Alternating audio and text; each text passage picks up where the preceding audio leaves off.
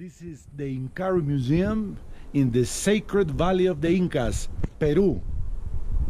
Okay, so now I'm in the entrance of the museum. It's in a very beautiful location.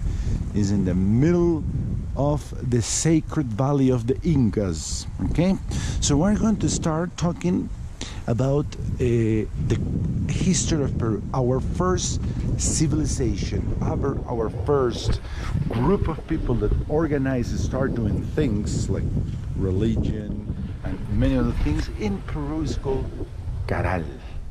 Okay, in here we can see that the museum has automatic lights that didn't turn on. Sorry. Okay, they do it now. Caral is 5,000 years old. It's the first spot, the first place in South America and in America continent that people start to do things together more than just hunting and living together. Here they start having a religion, they start having a language, they start having a lot of cultural facts, a lot of cultural things. Let's say, I don't know the exact word in English, as you know, English is not my mother tongue. And they start constructing cities. The city that they built is this one in here. It has an amphitheater, so they started doing theater. And one of the most important things is this one, is the musical instruments made by the bird bones, okay? Has been found 32 of those items in the main plaza, and also some amount of these small idols, okay? That those idols, thanks of those idols, the found of those idols, we know that those people at this time of history used the hair like this model in here, or this one. That's for men, that's for women, okay? So this is the hairstyles 5,000 years ago in America, in the American continent. In here, there's another proof of this hair, how they use the hair. Okay, and I was talking here before in this video in Spanish that I did, is that Cotoche, the city of Cotoche, is a temple. It was the oldest temple in America, but now because they discovered Caral, now Cotoche is not the oldest. Cotoche is the Crossing Hands Temple, the first religion. Culture, the first religions in South America, probably in America continent. Okay, so this museum has this system. It's like you see in an area like this with a lot of displays that show you a beautiful museography, everything with a good lighting and everything, and then you have a different kind of interpretation, which I love it, which is very good. So then the guides, the people that the people that explain you the history of Peru can explain a little more, okay? It's not just the items that we found, it's also the interpretation. You can see here is a shaman doing some mystical celebrations of ceremonies probably. And then in this kind of scenarios, you can see it easier. And the tour guide can explain you everything. Okay, very good museum, of course, with all the security measurements and everything. So we are going to keep searching Peruvian history. Then came one of the biggest civilization is the old Peru. First we saw Caral is the first one, and this is one. Let's don't see the second because there has been many ones in here, but this is also one of the most important because they start working the ceramics in one color. The guys before Caral, they didn't have as complex ceramics as those what you can see from here. This is with the shape of fruits, the famous chirimoya. Okay, those are probably pumpkins or other kind of vegetables or fruits. They have only one color, but they start producing more in detail, more important, and they discover more new techniques. Okay, to start working the ceramics and the clay and everything. They start also working God. And in here you can see the born, I don't know if it's a born, but it's the start of using psychoactive drugs, the sacred plants. This is San Pedro. It's a cactus that grows, of course, until now, and is very used in order to get into psychedelic things for religious purposes or just probably for entertainment purposes. This is San Pedro. San Pedro is San Peter. And why San Pedro? Because San Peter is one of the apostles of Jesus Christ, one of the 12 guys that goes all the time with Jesus Christ. But this is a guy that has the key of heaven. Okay? So that's why they call it San Pedro, because this cactus, when you drink it, you open to a new era, not new era, but different sensations and everything that you are in the sky. So that's the key to get into there. Okay? Then here's some instruments that they put water, the same as this is carves or caves in the land, and they can see the sky, the stars and the water, so they can predict the raining or the stars. Look, their curiosity makes them look also into the skies. And then we're going to get into this temple in here and to see this, what we call it, lanzón monolítico. In English, I don't know how this says. In English, lanzón is like these lanzas, I don't know how it's in English, lanza. And this is a god carved in stone that was founded by an Italian archaeologist, Antonio Raimondi, and is one of the most important works of art in the Peruvian history, and was a god, as you can see. The Raimondi Estela, I don't know how to pronounce this, okay? Raimondi Estela, we call it in Spanish. And here is the cabezas clavas, which is that surround the temple that I show you there that we are not going to get in as a protection. It's very dark in here. Okay, this is how you can see how the walls and everything, but it's very dark, but it doesn't matter because we're going to go fast so you don't get bored, and then you will see the magical lanzón monolítico. Okay, there is some music and some ambience that makes you recreate this. In here you can see it, but you will see it much better in here and in some photos that I did. Okay, so in here in the middle is the god of their god, and here you can see the people, they are praying. This is inside a temple made by stone. So then they start doing a lot of much better things because they start developing different techniques in Peru. Okay, these museums, while you're walking, is that you're getting through time also. Okay, starting in Caral, then comes Chavin, and now it's coming Paracas. Okay, Paracas, I have to tell you that is one of my favorites. Is when the color starts to be part of the life of people. The cloth needs to be much more in detail, and the colors starts to be very important. Okay. Also, you can see this color in the ceramics. They are not black as you saw those before. They start to be more in detail. They become more experts. They start to be the color, one of the most important things, and also the weaving. They weave the cloth. There is no great examples in this museum, but is the best weaving in the whole Peruvian history is not now, was at this time in the Paracas time. And also, something that happens, that was a practice in other latitudes, not just in South America, is to change the shape of the skull of a living person. The reason is a mystery probably, because I don't think they knew, that the bigger the brain, the more you think. I don't know if that's why I think it's just, that's my interpretation. I don't know what happens, what they thought. And actually nobody knows that, because archaeology wants to give a try of what they thought, of what they did, the purpose of the things, but it's not 100%.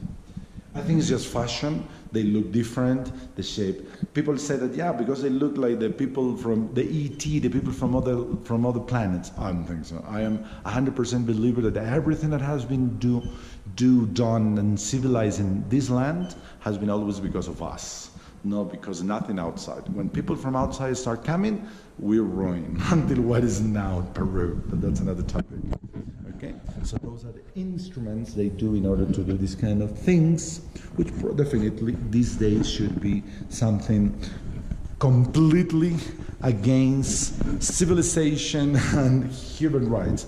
Here is a kind of coffin that is a tomb, we can call it a tomb, and that's a great description how they did it. They put inside water, they put inside food, they put inside cloth, because they thought that the people when die, there is a road, a trip, and they need some things like the same things that they need when they were alive in order to have this trip. Then they will arrive in a better place and they will not do nothing more.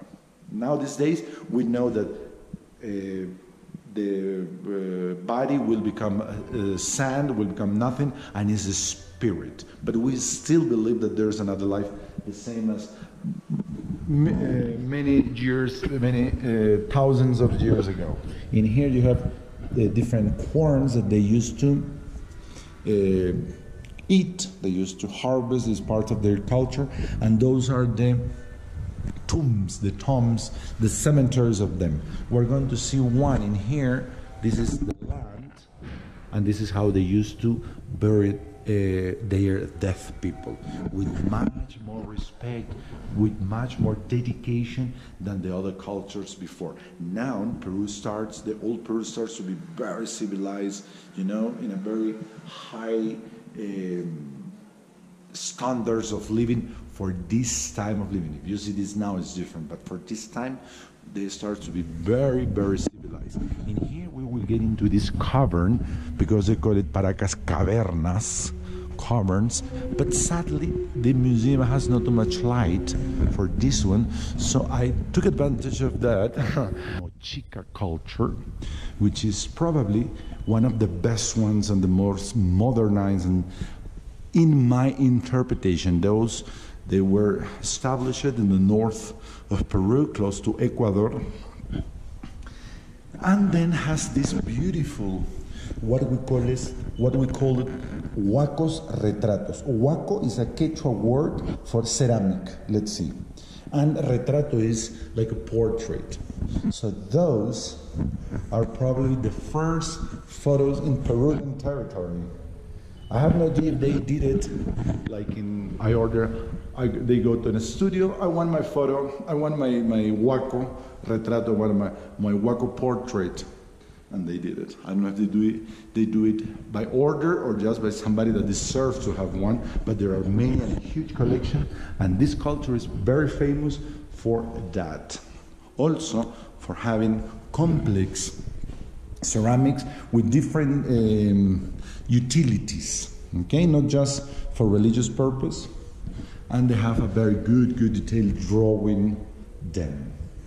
Okay, ceramics becomes very, very important. Not the best ones, but one of the best ones in the Peruvian culture. They have big cities in the north of Peru that you can visit now with beautiful museums, and it's amazing. It's really, really one of my favorite ones, Mochica culture. And now we're going to get inside to see one of the most beautiful discoveries in Peru. This discovery was recently, I'm telling you, no more than 30 years. Is the one you can see there. Is El Señor de Zipan. Okay, it was a discovery, like most of these kind of discoveries by coincidence, in the north of Peru, and now is a museum, is a worldwide exposition that has been traveling from one of the most beautiful places and most important cities in the world. The tomb of this guy has been traveling. And also, in here there's a lady that is the Señora de Cao, the woman of Cao, was a woman with power, which is very, I don't know, weird is the word, but it's not common that in these parts of the world and at this time of age of civilization of the humankind, women has been with power, has been authorities with power, and in Peru it happens. And how can you know that? Because the tomb that we discover her body was sacred, huge, not as a common as the other people, okay? So that's one of the ways archaeologists now can assure how important were people in the old times by how they found their tomb. And the Señora de Cao and the Señor de Zepan are one of the biggest in the world. And then came Nazca, personally my favorite, because they really know how to use the colors. They really know how to do ceramics in the best way. These Nazca ceramics are the top ones in this region of the world. The best colors, the best quality, the best criteria to do things. Look, this is an utility. Okay, so they got really, really high in design, in the use of colors, how they last, the quality of the ceramics. Okay, so they got in their best, and also it's extremely popular because of the Nazca line. We have to say the mysterious Nazca line. Those are huge drawings in the desert.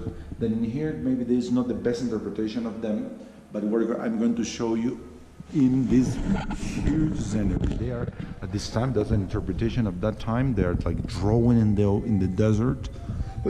I'm sorry. And then you will see why. I mean, it's a mystery why they did it. The thing that most freaked me out is why they did those huge drawings in the desert when we think now that they didn't know how to fly.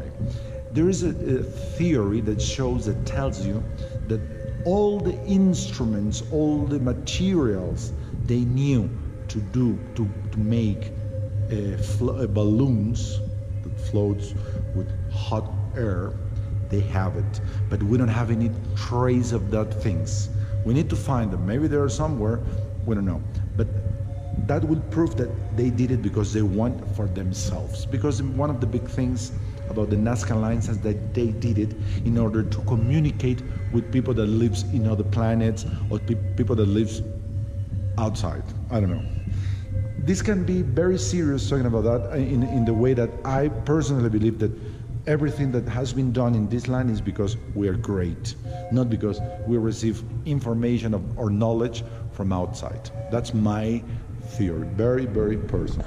Okay? It's nothing that you have to believe in, but I am a very patriotic person. I know Peruvians can do it, and that's the thing. But it depends on different, depends on me. Okay, so we start. This is personally one of my favorites because of the quality of everything they did: cloth, ceramics, art, and way of living. For me, Nazca is my favorite.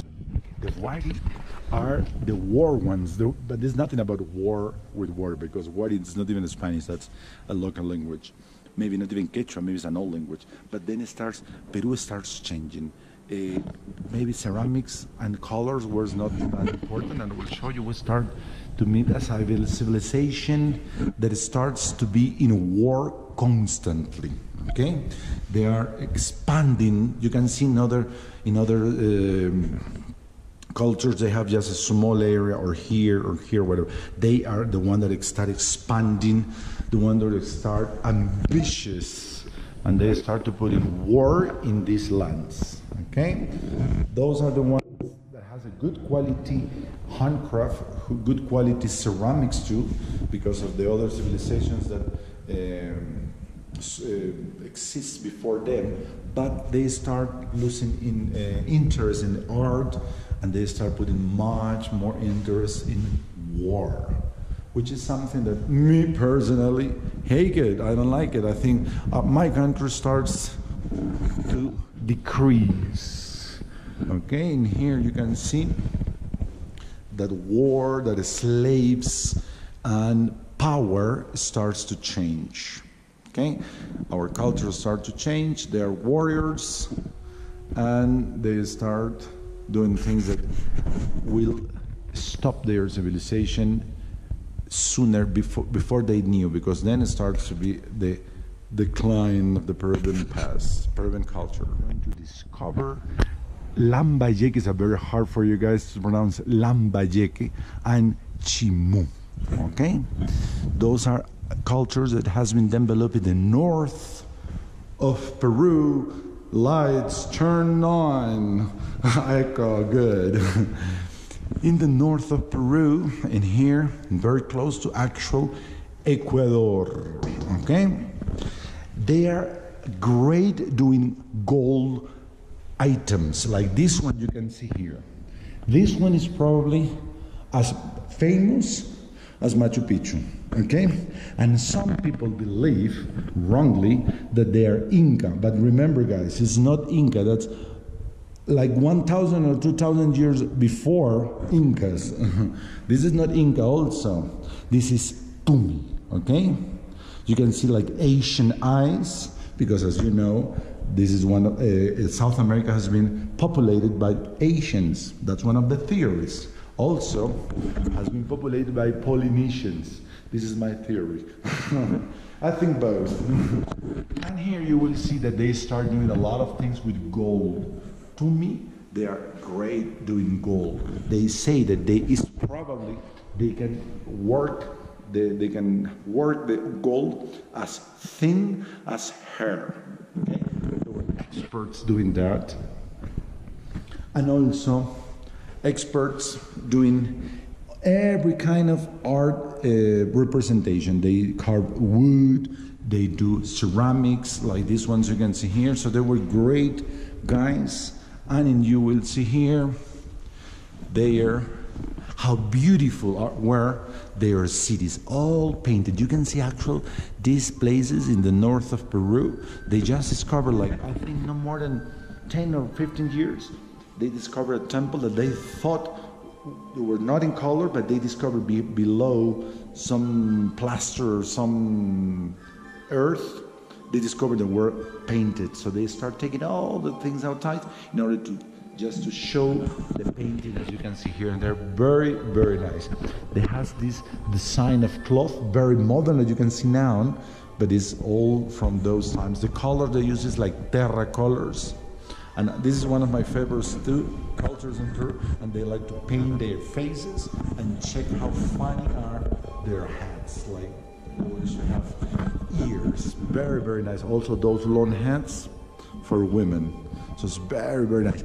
The bad thing in those guys were that they kill people to give them to their gods, kids, and a lot of llamas, and so they were not into human rights. Amnesty International will be very upset with those guys if they will be right now, but they're amazing in other things. To finish this video, we will have the last local culture in South America.